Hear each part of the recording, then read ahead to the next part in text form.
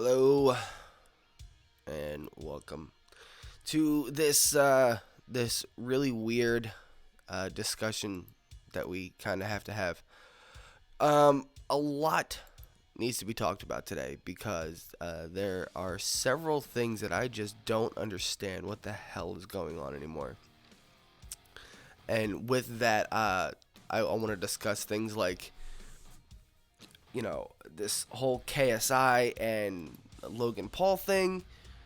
There's a shooting going on at a video game conference meetup, a tournament, and some of the other things involved in that. And maybe we as a community can come together and discuss how we can make this better.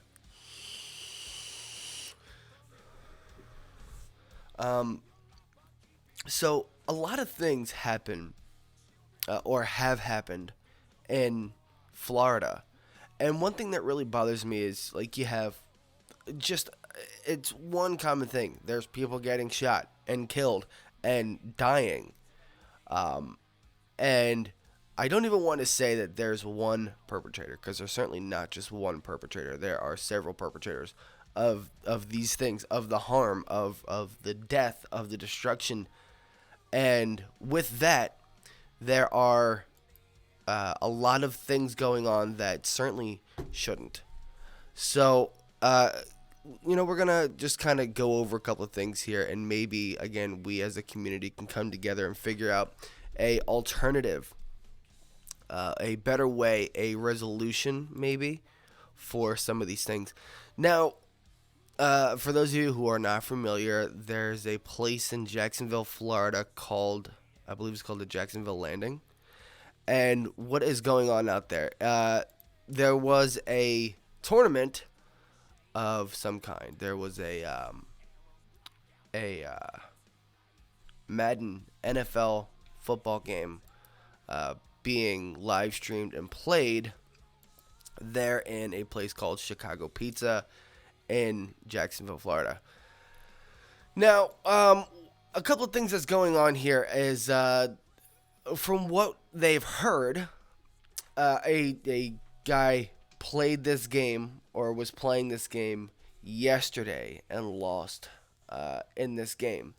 And what ended up happening was that when he lost, or since he lost, what ended up happening was that he ended up going back and shooting some people.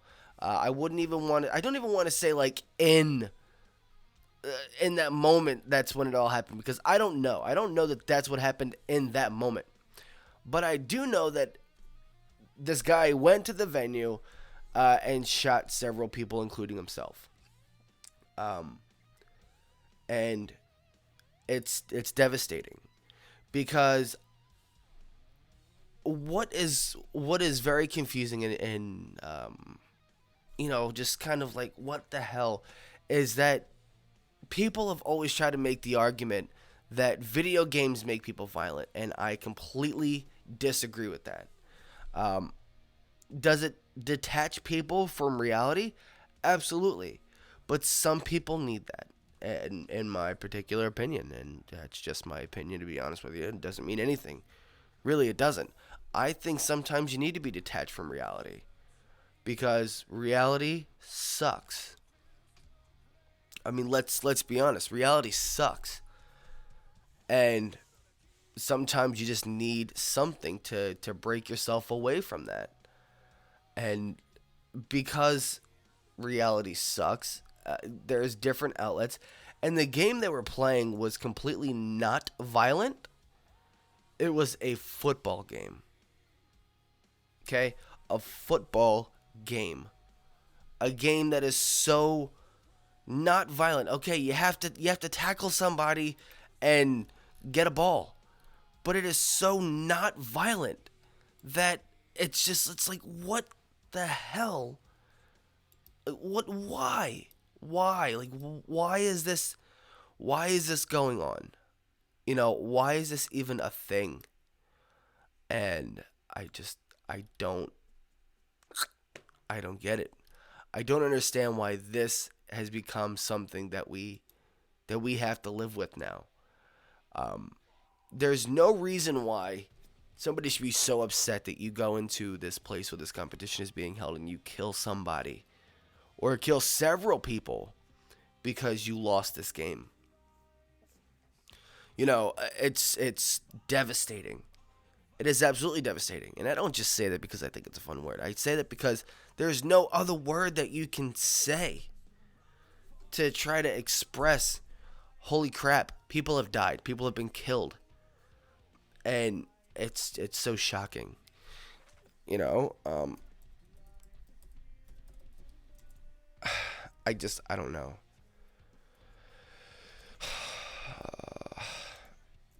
Oops. Okay, give me a second here. And, seriously, I don't think losing a game has ever made me want to go back to the person that I lost the game to and harm them in any way. It's just never been that kind of thing. Um, uh,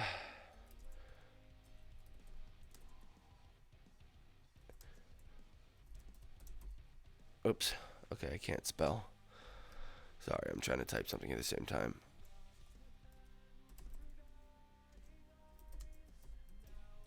Okay.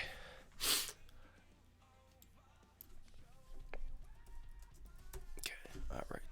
So I'm just saving some changes here. Okay, and a couple of other things. So three events have happened so far in Florida. Not even just in Jacksonville, but in Florida. You have Pulse Nightclub, Stoneman Douglas School, and Jacksonville Landing. People have been killed. People have been harmed and injured, etc. And it's reasons like this that just kind of just it's still so confusing to me and everything going on. I don't know what to think about it anymore. I wish I had an answer for it. Would probably be a better thing to say. Now, it's so confusing because you have live streamers, live video game streamers such as Summit 1G, a great name in streaming and video gaming and esports, saying, how can we address the matter of security in events? Because he's saying that plenty of the events that he has gone to or goes to has pretty much no security at all. And, it's going to be this situation that's going to cause that. Some people are saying that they want security and different entrances for players and spectators. You go to like a game con or a Comic Con or a VidCon or something like that, you have the artist that'll have a separate entrance. And I don't really know if that's going to help with security issues, because then you have to have a dedicated entry and exit point for just entertainers and just spectators. And in the event that one might get blocked off, you have to have a secondary or a third entry and exit point for entertainers and just as many for spectators to exit the building in case of an emergency. So, the question really goes into, how much do we actually dedicate to these events or esports events? Now, it's kind of confusing because esports is, in my particular opinion, is anything that's not a physical sport. Now, of course, Russia has slapping as a sport. Seriously, YouTube it, you'll find that. But we don't. If you look at sporting events, we have separate entry points and exit points for players and spectators. Is that what it's going to have to come down to for people to feel safe at these events, and to not only just feel safe at these events, but to make this a better thing that we can do, like a better. I don't even know if I want to say like environment, because environment just seems like a weird thing to say in a situation like that. I don't think that environment is a good word. But is this what we're gonna have to do, and what we're gonna have to provide to people, and entertainers and things like that, so that they have that sense of security behind them, or feeling of like, hey, we feel like you know, our input makes a difference, and we have that peace of mind to say, hey, things are going to be okay at the end of this, and if anything happens, I can get out on time, or they can get out on time, or we can get on time. Our whole team can evacuate the building in time. And what is it going to take at these events, these venues, these places? How do we address the matter of security at events? And I think that's really what's going to confuse everybody and cause more confusion and chaos than what it's worth. Because EU Dan on Twitter says, I'm going to refuse to go to any major esporting events unless I can watch my team backstage and not in a crowd. And like I said, Summit 1G addressed the question, how can we address the matter of security at events? So there's plenty of things that go on and that can be implemented to make them feel safer. I think I recall seeing some events where people are facing the crowd while they are playing the video games. You can see their screen, but there's a piece of glass in front of them, like a piece of security glass or bulletproof glass. And maybe it's not bulletproof glass. Maybe it's just a space where they can focus on them and their screens or whatever and still be seen, which leaves the human element there. You want to sit there and communicate and talk to or talk with and watch and stream and chat with your favorite live streamer or video game player and things like that. But you don't want to remove that human element. You go to Twitch and you see a live chat box. You can go to YouTube and watch somebody live and you have a live chat box. You don't want to remove that human element of, can we watch them? Are they human? Will they respond to my feedback? Will they do anything like that? And, it's confusing. It just, to me, it's confusing because I think that there's so many other things that we can do as a community to maintain and keep that sense of security and still have a chance to be human. That's just my concern on that. And for those of you who didn't see it, Logan Paul and the KSI fight. I mean, I did not get a chance to see it, but I did hear that it ended in a draw, and that a lot of people are demanding their money back. Now, I'm sorry. I did see a picture of Logan Paul all bloodied up. That's all I needed.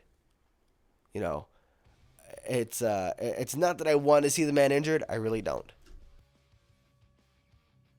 Sorry, I felt like I was going to sneeze. I don't want to see the man hurt. But, this thing was so hyped up. And it was hyped up to be this huge event. And these guys made a lot of money from it. I mean, just look at this. Look at this. Come on. You could take this guy seriously? You could take either one of them seriously? Look at this. This is the guy.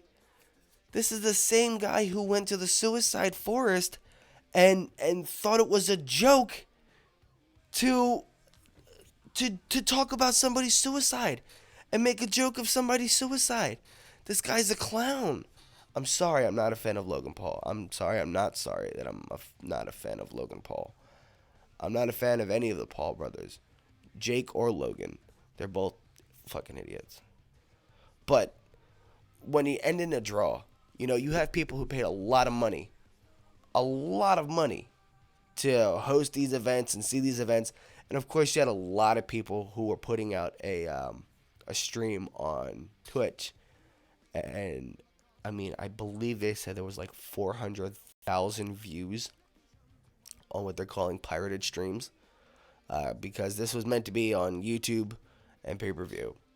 And people were either watching it on YouTube and putting it out on Twitch at the same time. And either way, what they ended up getting was over 400,000, I believe it was, views on this Twitch page watching this event live. And I'm sure that's a lot of money that they lost. Oh, man, okay. But yeah, I'm sorry. I saw the picture of Logan Paul bloody, and I'm like, hey, that's kind of what happens when you jump in a ring with somebody. You know, that tends to happen. And now, of course, I bet, and I'm willing to bet any amount of money that there was a hell of a lot of security at this thing that you're looking at right here on the screen. There's a lot more security here. Of course, there's a lot more people. But what's different? What's different? Because they're actually competing in a physical activity, and you have people who are competing in a mental agility and hand-eye coordination and playing video games that all of a sudden makes them different, and they don't deserve the same amount of security and protection and whatever else that these two people on YouTube got. But you can't provide that to people who are playing worth the same amount of money, playing video games and putting that out live for a tournament. I agree with the fact that sometimes we're going to need security. Okay? I mean, I do security. I know people who do security. And sometimes I think that security gets shit on. But, there's nothing I can do about that. But you're going to give these two people, Logan Paul and KSI, a lot of security. And maybe not even just their own security. But look at the bottom right-hand corner of the picture. There's a guy right there with a security shirt on. Whether it's working for the venue or whether he's working for Logan Paul or Jake Paul or the camera guys or whatever, he's doing a job. But still, for whatever reason, there's some reason that these guys deserve more security and more peace of mind comfort than people at a pizza place in Jacksonville, Florida, playing a tournament. Why? Why is that? I don't know.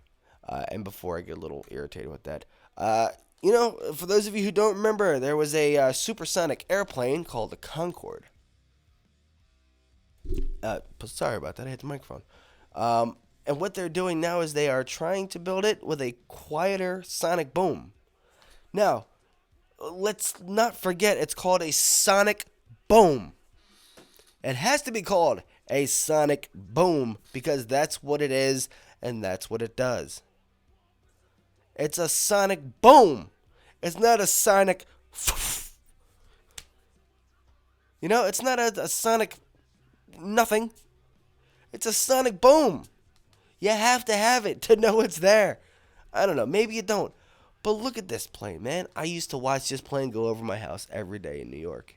5 days a week.